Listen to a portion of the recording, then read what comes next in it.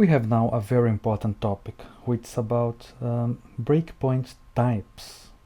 So, some facts you need to know about breakpoints. First, breakpoints are limited to a total of 30. So, no more than 30 breakpoints are allowed. A breakpoint can be active or inactive. A breakpoint, the third one is that a breakpoint set at runtime are automatically deleted unless you save them. It's very important. Before ending the session, you have to save the breakpoints by clicking the save button in case they are relevant for you. If they will be kept after you log off, it depends on their type. We'll see that in detail, so don't worry for now. First one that I want to show you, let me run the program again. Let me enter here break this time. I will tell you why in some minutes. Let me turn the debugger on, enter, /8 enter, and let's execute. Great, we have here the debugger, and the first one is session breakpoint. Session breakpoints are set by using the ABAP editor, and they are automatically saved. So this means that you won't lose them when the debug session ends, even if you haven't saved them. Session breakpoints are set in the ABAP editor, transaction SE38. Let's do it now. Let me show you. So I'll open /O to open a new session. Let's enter here SE38. Let me click on display. We have the program there already. What I will do, I will double click this one, and on the last line I will set a breakpoint. To do this, I just have to double click the line. Session breakpoint was set, as you can see here. Let me move on to the debugger, and then when I run it, see, it stopped there. Let me continue with the execution. Let me go back once and let me execute again. So as you saw, I didn't save anything. Okay, I just went to the ABAP editor and set a breakpoint there directly on the source code. Let me execute, and you can see that the program stops again on this at the same line. So this is a characteristic of this session breakpoints. They are automatically saved.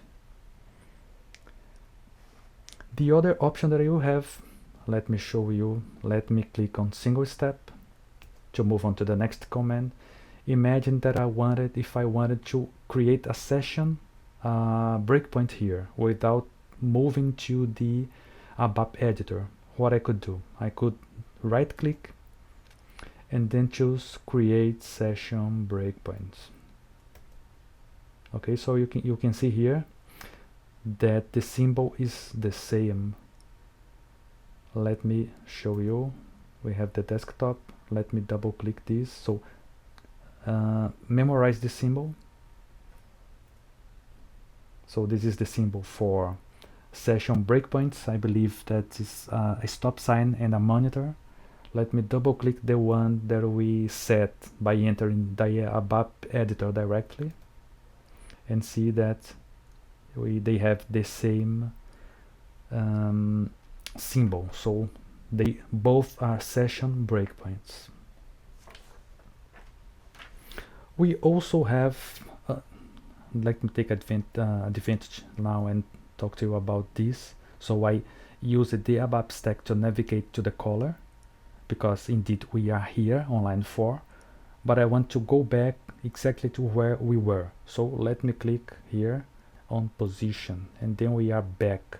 So this is the next line that will be executed. This is a very, very useful button.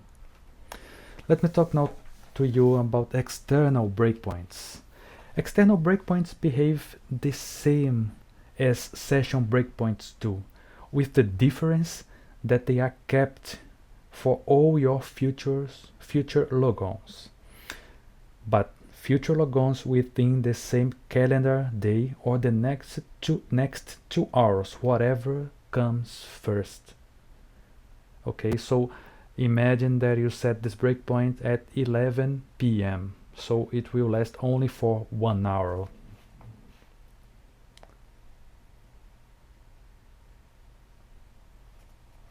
In previous sessions, if you had contact with, these kind of breakpoints were called user breakpoints. You can create this kind of breakpoints the same way. So imagine that if I wanted to create a breakpoint in line 1203, I just right click and choose create user breakpoint. And you see that the symbol is different.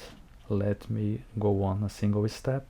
So it's a stop sign and a man.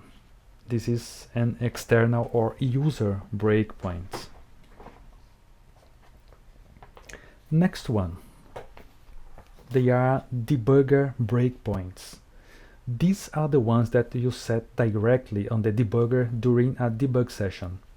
They apply to the current debug session only, but they can be converted into external or session breakpoints. So how to set a debugger breakpoint? I have two options then. I can double click the line. I can double click this orange or gray area here where my line is. So I can double click, for instance, the line 1216, and there we are. So just the stop sign is the icon to identify this kind of breakpoint. And the other option that I have is I can also right click the line and then choose create debugger breakpoint. So we have, let me move on here. You see that the sign or the icon is the same.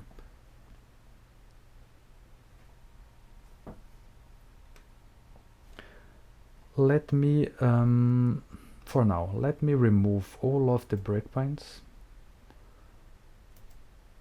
I am selecting all and delete. Let me execute the program to talk to you about the last kind of breakpoint that we have. They are breakpoint statements or commands. Breakpoint statements are set on the source code directly by developers and can be valid for all or just to a specific user. They are not managed by the debugger. It's important, have this in mind, and will be always active. You cannot deactivate this kind of breakpoint. They are not very common, but they can be very helpful sometimes. So see, this is as you know, this is a program that will search programs with this pattern for this string. Let me execute. Can you see here? This is a standard program, and this standard program has a statement that says break/point. So this is a breakpoint statement. Every time that the flow reaches this point, the execution flow will stop. Of course, if you have debug privileges. Later on, you don't have to worry for now. You are not missing anything. I will tell you how to convert one kind of breakpoint into the other.